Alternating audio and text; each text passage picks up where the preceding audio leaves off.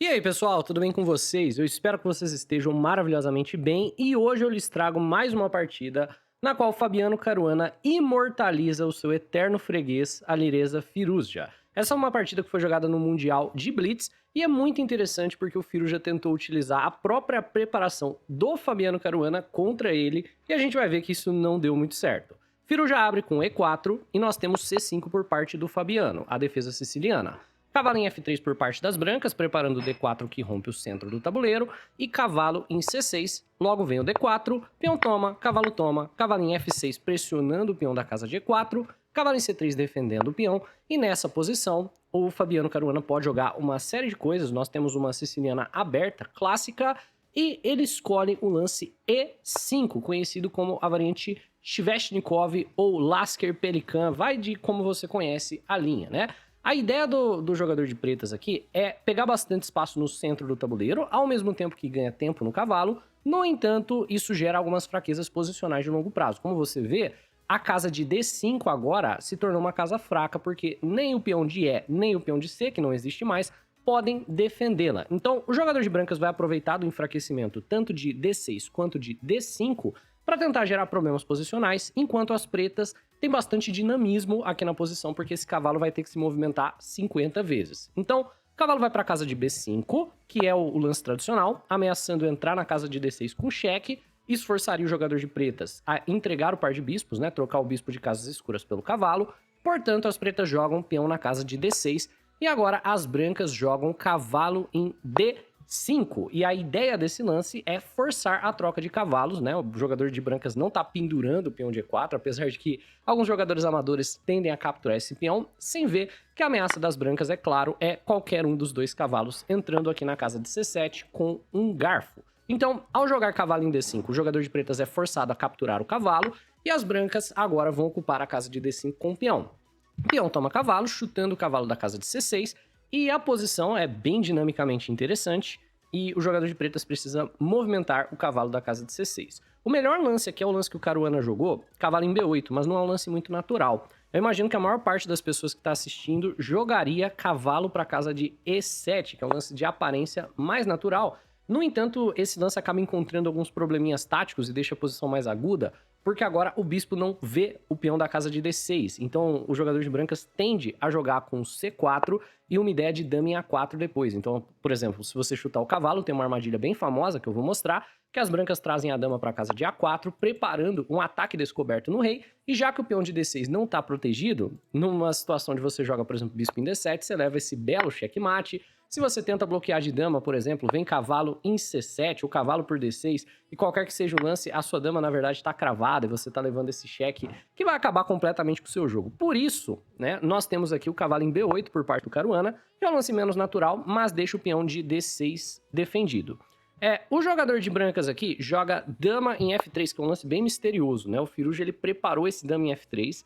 A princípio, não é certo o que essa dama veio fazer aqui, mas vai ficar claro no próximo lance. A ideia do dama em F3 é responder ao lance A6 do Caruana, chutando o cavalo, com dama na casa de A3, que é um lance muito forte. Tem uma ideia muito similar àquele dama em A4 da outra linha que a gente viu. Crava o peão de A, então a gente não pode tomar o cavalo sem perder a torre, mas também está pressionando o peão da casa de D6. E esse é um ponto muito importante dessa partida. Aqui o Caruana segue desenvolvendo, então bispo em E7, bispo em D2 por parte das brancas e roque das pretas. Nessa posição, o Caruana mais ou menos montou uma armadilha para o Firouzja, né? Pode não ser muito claro o que é que está acontecendo, mas tem uma certa armadilha, porque o jogador de brancas deve fazer o que aqui? Ele precisa desenvolver e fazer o roque, tem que jogar tipo bispo em E2, né? Algum lance como esse, ou bispo em D3, algo assim. Só que o Firouzja joga o lance ganancioso, que faz mais sentido, que é ficar pressionando o peão de D6, ele joga bispo em B4. Se você prestar atenção nessa posição, você vai perceber que o jogador de preta já tá com o rei seguro e fora do centro, e as brancas movimentaram todas as peças várias vezes. Olha só, o bispo acaba de se mover pela segunda vez. O cavalo veio para F3, depois ele veio para D4, depois ele veio para B5. A dama para F3 e depois para A3.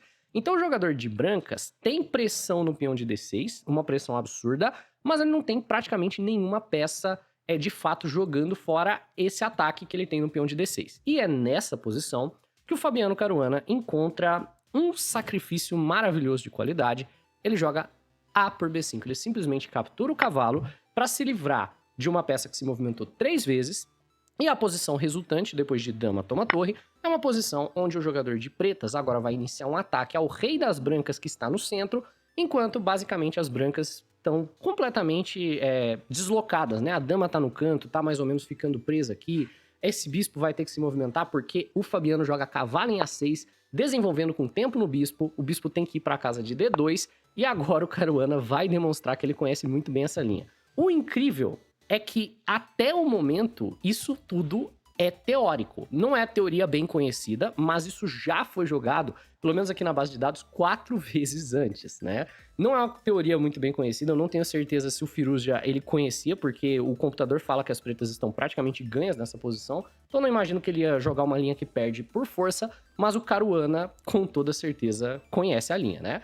Então aqui, o Fabiano joga bispo em G5, querendo trocar a última peça que o Firuz já tem desenvolvida, e com o objetivo de não permitir que as pretas capturem, né, deslocando o rei para o centro do tabuleiro, que por incrível que pareça seria a opção correta, brancas teriam que jogar dama em A7 para depois, por exemplo, de bispo toma, rei toma, se no caso de dama em G5 você poder voltar com a dama para casa de E3 para bloquear, por exemplo, o Firuja ele vai lá e captura o bispo, e nós temos aqui, depois de dama por G5, um jogo completamente novo.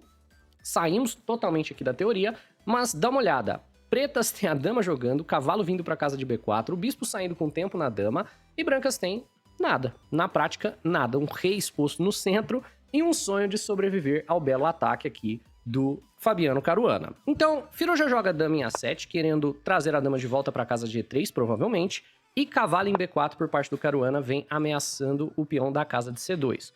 Aqui, nós temos rei na casa de D1 defendendo, né? Você não poderia defender com bispo em D3, que é o lance mais natural, porque dama por G2 seguiria com o tempo na torre. Então, rei na casa de D1 não é um lance que você gostaria de jogar, mas é um lance que você tem que jogar. Vem, então, bispo em G4, cheque, desenvolvendo com tempo. A ideia sendo, é claro, se você bloquear de bispo, eu vou trocar para expor o seu rei para o centro do tabuleiro, eu vou trazer a torre, eu vou romper o centro. E tentar provocar também esse F3, que é o que foi jogado na partida. Esse lance é um lance de enfraquecimento e ele deixa mais fácil de abrir a coluna E, eventualmente com um E4 no futuro. Então a gente tem bispo em F5, vem o C3 chutando o cavalo, e toda vez que você chuta uma peça no xadrez, você tem que imaginar onde é que ela vai. E agora o Caruana, né, vai atacar esse rei pelado com todas as peças. Então vem cavalo na casa de C2, ameaçando a torre da casa de A1, torre em C1 ameaçando trocar a torre nas duas peças menores, então cavalo em E3 cheque, forçando o rei a caminhar mais para o centro, rei na casa de E2. Temos agora cavalo na casa de C4, ameaçando checkmate, né?